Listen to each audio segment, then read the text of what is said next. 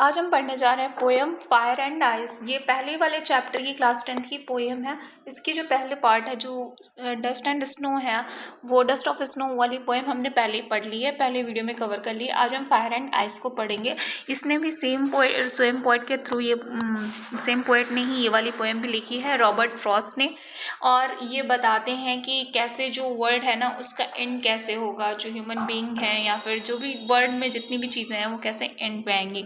तो आते हैं पोएम की लिटरल मीनिंग के साथ, ठीक है, और इसका एक लिटरल एक्सप्लेनेशन देखते हैं पहले।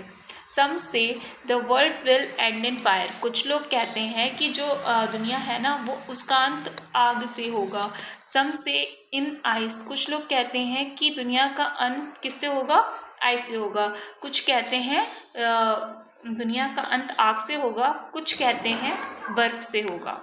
From what I have tested of desire. जो मैंने वासना का स्वाद चखा है, ठीक है। तो ये पोएट बोलते हैं कि जो भी इन्होंने इच्छा, डिज़ायर क्या होती है, किसी चीज़ की स्ट्रॉन्ग इच्छा, तो इन्होंने जो स्वाद चखा है ना उस चीज़ का, I hold with those who favour fire. तो मैं उनके साथ जाऊँगा, उनके साथ सहमत होऊंगा, उनसे उनका फेवर करूँगा जो लोग कहते हैं कि वर्ल्ड किस में होगा, तो वो फायर से एंड होगा। But it had to perish twice. लेकिन अगर ये 2 बार इसको नष्ट होना पड़े, मतलब पेरिश मतलब क्या होता है, नष्ट होना, डिस्ट्रॉयड हो जाना, और ट्वाइस मतलब दोबारा। तो अगर इसको दोबारा डिस्ट्रॉयड होना पड़े या 2 बार डिस्ट्रॉयड होना पड़े, I think I know enough of hate. तो मैं सोचता हूँ कि नफ़रत का भी जो है ना, नफरत भी पर्याप्त है, ठीक है। जो हेट है वो भी क्या है, दुनिया में पर्याप्त है। To say that for destruction ice is also great. तो इसके लिए मैं कह सकता हूँ कि जो बर्फ़ भी है वो भी बहुत ही अच्छी है विनाश के लिए। And would suffice. और यह काफ़ी अच्छी है, पर्याप्त भी है। अगर खाली आइस की बात करें ना तो ये भी क्या है, पर्याप्त है यहाँ पर।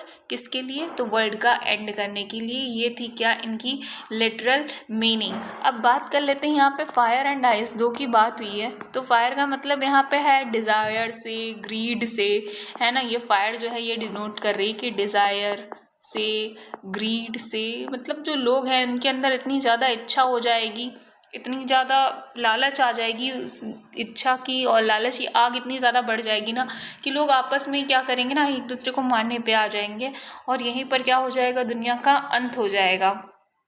बात करें तो दूसरे वाला आइस किसका सिंबलाइज करता है, तो ये करता है हैट्रेड का, रिजिडिटी का, ठीक है। ये सब दिखाता है कि हाँ भाई, कि कोल्डनेस का, मतलब क्या हो रहा है, कुछ फ़र्क नहीं पड़ रहा है किसी को, सामने वाले की फीलिंग्स क्या हैं, क्या हो रहा है उसके साथ में, कोई फ़र्क नहीं हो रहा है। हमें कभी किसी चीज़ से फ़र्क नहीं पड़ेगा हमारे सामने क्या चल रहा है। तो ये जो कोल्ड वाली आ जाएगी ना, लोगों के अंदर अगर फीलिंग आ जाएगी आइस वाली, तो भी क्या हो जाएगी, जो पूरी दुनिया है वो बर्बाद हो जाएगी और इसका अंत हो जाएगा, ठीक है। तो यहाँ पे ये जो सिंबॉलिज़्म है, ये इसका सिंबॉलिज़्म इन्होंने दिया है। बाकी हम लोग जानते ही हैं कि कैसे दुनिया का अंत आग से होगा। एक टाइम ऐसा आएगा कि चारों तरफ आग होगी, तो फिर दुनिया ख़त्म हो जाएगी। और बचपन में तो मैंने कई ऐसी कहानियाँ सुनी हैं कि आज दुनिया अंत होने वाला है, ये सारी चीज़ें। तो वैसे ही क्या है ना, यहाँ पे आइस और फायर का इन्होंने सिम्बलाइज़ किया, किसने, रॉबर्ट फ्रॉस्ट ने, ठीक है।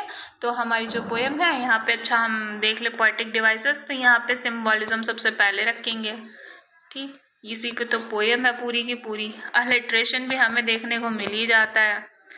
अलिट्रेशन क्या होता है, अलिट्रेशन होता है कि बताया तो ऑलरेडी कि कहीं पे अगर 2 वर्ड्स आपस में मिल गए पहले वाले सेम साउंड से, तो उसको कहते हैं हम लोग अलिट्रेशन कह देते हैं। जैसे सम से यहाँ पर लिया हुआ है। फिर हमारा हो जाता है इंजैममेंट। तो इंजैममेंट की बात करें तो ये हमारा कहाँ दिखाई देता है, तो हमने बताया था कि अगर बिना पंक्चुएशन के किसी भी उसके क्या कहते हैं, हम लाइन्स को चेंज कर देते हैं या थॉट्स को अचानक से चेंज कर देते हैं, तो वह हमारा इंजैममेंट आ जाता है, ठीक है। राइमिंग स्कीम की बात करें तो यहाँ पे देखा र की आवाज़ और र की आवाज़, और फिर यहाँ पे किसकी आवाज़, फिर से र की आवाज़, फायर डिज़ायर फायर, ठीक है।